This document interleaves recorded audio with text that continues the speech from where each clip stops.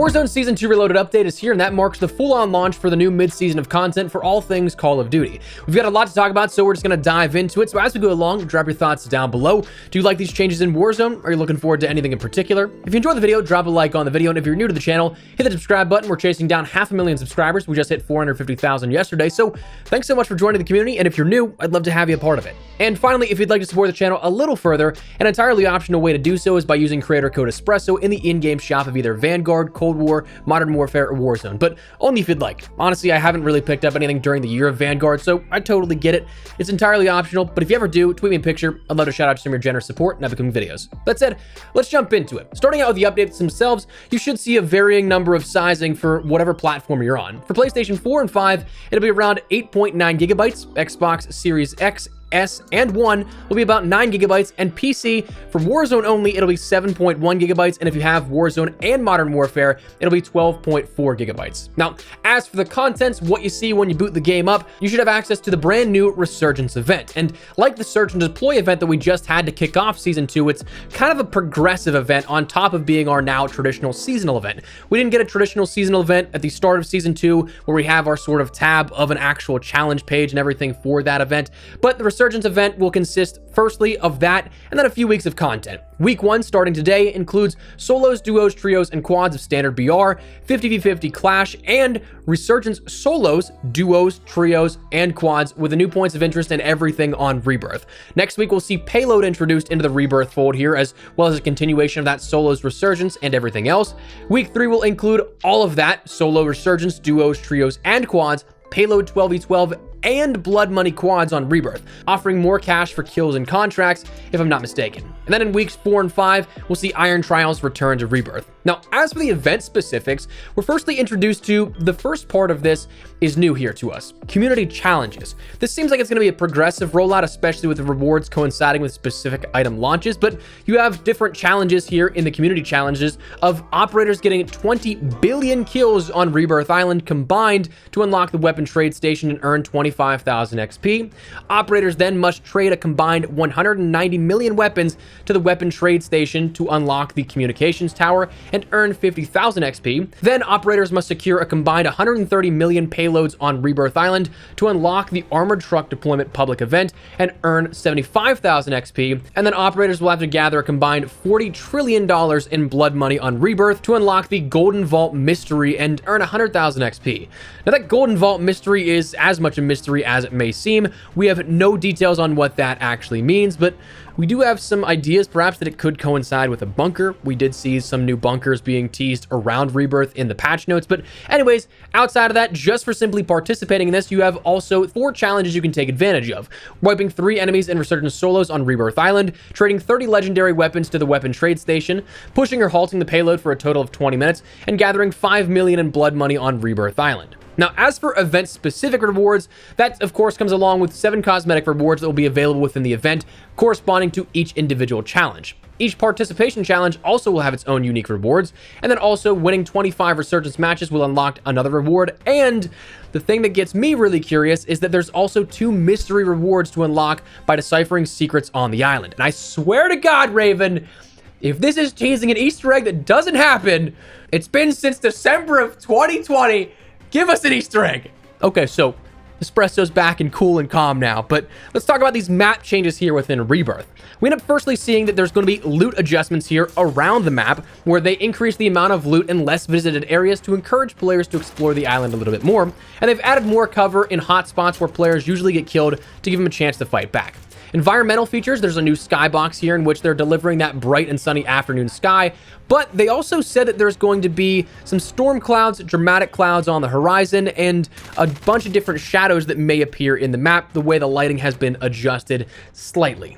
They also said that the atmosphere, they've doubled down on that bright and vibrant color, but also added atmospheric fog to match the new skybox, and there's new signage and murals all around the map. Redeploy balloons also have arrived on Rebirth, but there's a few twists, as they say, where it's destroyed by default, they have less health, and there's between 0 to 4 balloons active at the same time. time. There was a Gulag revamp to change the midsection of the Gulag so that it's a little bit more exciting for engagements in Iron Trials. Then, of course, we have those points of interest that are, of course, maybe the most notable of these. Security area has become Stronghold, and they said that this is something that follows Perseus's reinforcement project, and to expect to find plenty of items for close quarters engagements. Shore has become docks, where previously that empty shore is now featuring an anchored cargo ship with loot on the inside where you can go above or below deck. Prison Yard has been partially reinforced with construction materials, and we have different covers and platforms that we can end up utilizing, and again, it showcases Perseus's flags off in the distance. Then we have a boat docked at Nova 6 factory, adding a little bit more in terms of what you can explore. We'll see the weapon trade station introduced here, in which this is actually a little bit more in-depth than it may actually seem. There's different tiers here that you can end up getting for whatever you trade in. A common rarity weapon will give you another randomized common gun. Uncommon can give you a common rarity gun, one lethal equipment, and one tactical. A rare weapon or a melee weapon can give you a gas mask, a common rarity gun, and a rare field upgrade or armor satchel or munitions box, though those two are on a low drop percentage. The epic rarity of a weapon can give you an uncommon rarity gun with 2 extra magazines, self-revive, an armor satchel, or epic killstreak, field upgrade, or legendary field upgrade. Again, those last couple with a very low percentage of drops, $500 or $800. Legendary, custom, ultra, or heroic, your master crafts, those rarity of weapons, will give you 1 rare weapon with 2 extra magazines, a legendary kill streak, 1 legendary field upgrade, or in a very low drop percentage, a specialist token, $800 or $1,200, and 1 lethal or tactical equipment. And then for the fire sale, this is something that can accept any weapon and gives you great rewards, but you can only do it 1 time per weapon trade station in a given fire sale. Any weapon here will give you seemingly 1 legendary weapon with 2 extra magazines, 1 legendary field upgrade, or 1 legendary kill streak, 1 self-revive or gas mask, armor satchel, or durable gas mask, again, low drop percentage on those last couple, 1 lethal equipment or $500 or $800, and 1 tactical equipment or $500 to $800. So very interesting for sure. We then also have the communications towers introduced here, where players can spend $1,500 or $5,000 in plunder to activate communication towers to end up getting 1 stationary UAV sweep at that location. It doesn't do the full thing, just that 1 ping that will give you information around that area. There's also said to be staged blueprints and other items where players can find iconic blueprints and powerful items strategically placed across the map. And then the golden vaults and secrets. Again, they mentioned this is the new version of Rebirth Island that contains many secrets and bunker doors to be located and unlocked. So I'm gonna be really bummed if this doesn't turn into anything. Very much so. I'm hoping it does, but fingers crossed. Although right now, that's kind of where we're at here in terms of what is added in to Rebirth Island. Though there are going to be specific adjustments in terms of new public events, Rebirth Resurgence, and overall Battle Royale. So jumping into that, the new public events on Rebirth Island for all modes, there's going to be armored truck deployments, which is going to drop those armored and lethal trucks every so often. They didn't specify how often that happens. Vanguard events will be making their way over into the Rebirth Island modes, where you can get things like weapon drops, cash drops, and restocks happening. And then Juggernaut armor drops will also be a thing, which is not really looking forward to that one again, but it's going to be coming back as is. Rebirth Resurgence, all players will drop with the same weapon on spawn and respawn, while the weapon will change depending on what circle you're in. They also added an icon to clarify spawn protection is active, whereas it's a little bit confusing beforehand, and the free loadout drop will now actually drop a little bit closer to your squad, 50 meters closer to be exact, to improve that accessibility of it. Then your standard Battle Royale, it's no longer going to be Battle Royale and Vanguard Royale modes. Now instead it's just going to be one playlist, which will also have that core default health up to 150, which whereas it was previously 100, that 50 health increased here to add a little bit more to the TTK, and then the loot, Dead Silence, will remain as a legendary ground item. It wasn't pulled as it was within Vanguard Royale. We'll also have a new deployable buy station for what seems like Rebirth Island and also traditional Battle Royale, where it's going to be a legendary ground loot item, a field upgrade that seemingly you can find in chests or other locations like that, and has the same inventory as the normal buy station. Deployable buy stations also will show up on that TAC map with its own icon, so you know what is stationary and what's deployable. Now also, before I jump into some quality of life stuff, Vanguard weapons now have inspect animations, which is definitely nice. Content creators like myself, it's definitely nice to be able to see those and get some nice images out of that. If you guys just want to check out what blueprints you end up buying, whatever the case, you now have the ability to do so with all Vanguard weapons.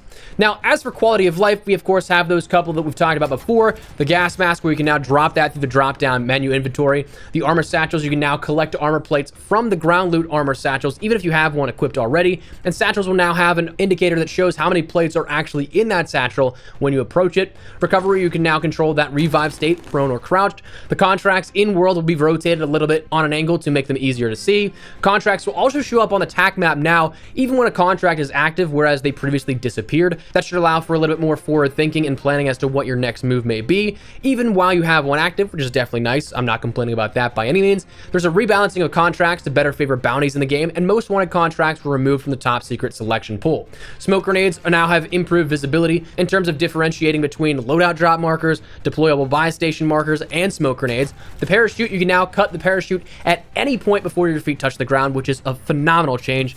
Thank goodness for that. They also slightly increased the height required for being able to pull your parachute to begin with to reduce the what they call false positives here of this. So you shouldn't have those issues where if you say jump over, say, a simple door threshold where you can pull your parachute. I've seen that happen in my squad a couple of times where they just get absolutely annihilated because it pulls a chute in a gunfight. Like, that shouldn't be happening, so that should be something that is now mitigated and taken care of. The heavy weapons drops were adjusted where it has different loot, vastly improved, and it now also guarantees a legendary loot item plus a UAV. Fire sales, talking about UAVs, the UAVs cost a little bit more now. Instead of $1,200 like they were before, it's now $3,000. And finally, commendations, that will now show unearned commendations first to help players better collect them all. Now, finally, we're going to wrap up this video talking about some weapon tuning, because we had a couple of weapons that were adjusted and a couple of attachments here that go a little bit further in depth, but things like your Vargo 52 were decreased in its maximum and minimum damage from 28 to 27, 24 to 23, but the neck damage multiplier was increased from 1.2 to 1.3. So adding a little bit more damage in those more lethal, accurate headshots, which is nice. The Volkssturmgewehr from Vanguard had its kick increased. The G43 had its bullet velocity increased by 13.8%. The M1 Garand had its bullet velocity increased by 14.3%. Its ADS movement speed increased from 0.86 to 1, and the ADS interrupt time increased from 300 milliseconds to 250 milliseconds. The SVT-40 had its bullet velocity increased by 16%, and now most melee weapons will execute a melee finisher on a second consecutive strike. So I don't know if that means that it's almost defaulted now to do a finisher move, which might end up actually hurting melee users more than anything, but that was mentioned in the patch notes. Vanguard shotgun damage overall was increased by 10%, with the Einhorn revolving having also an additional capacity for its magazine increased from 5 to 6. The 3-line rifle for controller only had its aim assist enabled when it's not in ADS. Same with the Type 99, exactly the same. The Sten had a couple of ammo adjustments in which the 7.62 Gorenko capacity was increased from 32 to 36.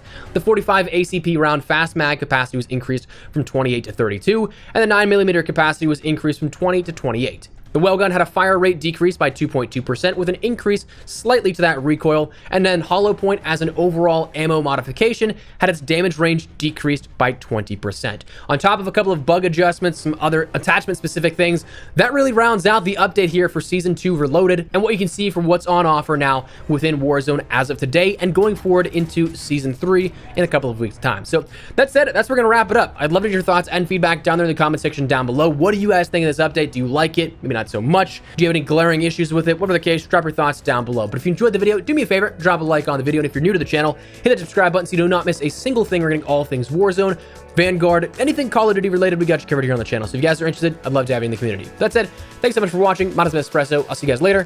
Take care and peace.